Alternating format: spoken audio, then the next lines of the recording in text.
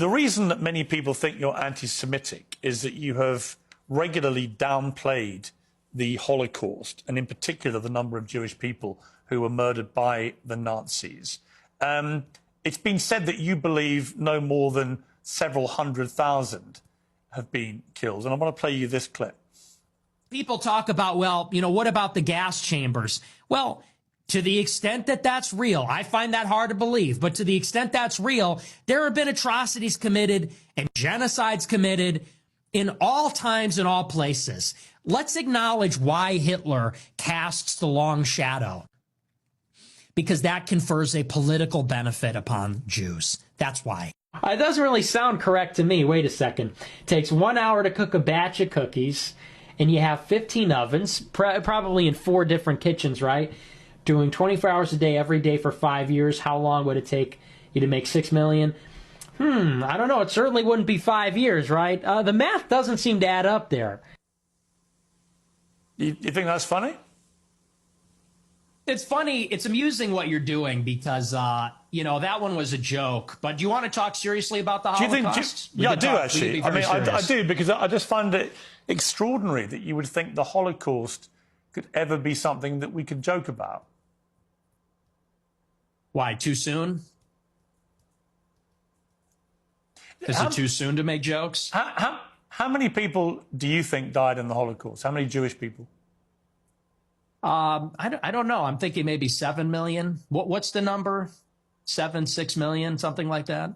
So you 8 million? You concede that 6 million Jews died in the Holocaust? Possibly more. Possibly, we're discovering all the time.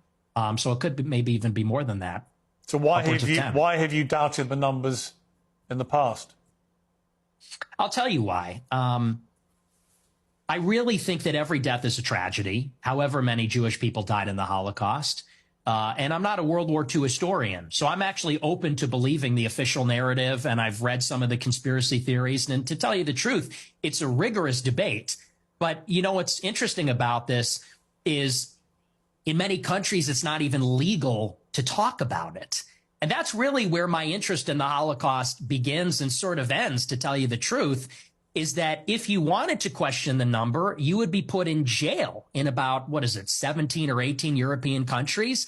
And I think that's really the more interesting conversation, which is that this is almost like a religious dogma in the West. No other genocide, no other atrocity is treated like this. Could you imagine if in the United States they said the number of Palestinians killed in Gaza is 100,000, and if you don't say that, you're going to jail, you're banned on X, you can't have a job?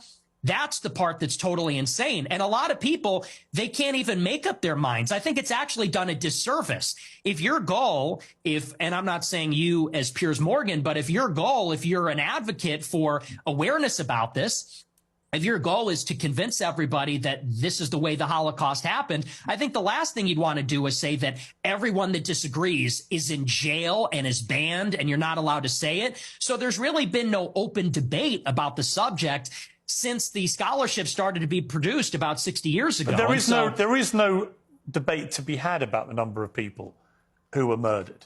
Even the Nazis in the trials after the war confirmed the numbers. The amount of documentation that was recovered, notwithstanding the attempts by the Nazis to destroy it, the amount of documentation that was saved and preserved and used for trials and for historical record is unprecedented in the history of mass slaughter of human beings. So we have a very clear idea of how many people were gassed to death in the gas chambers.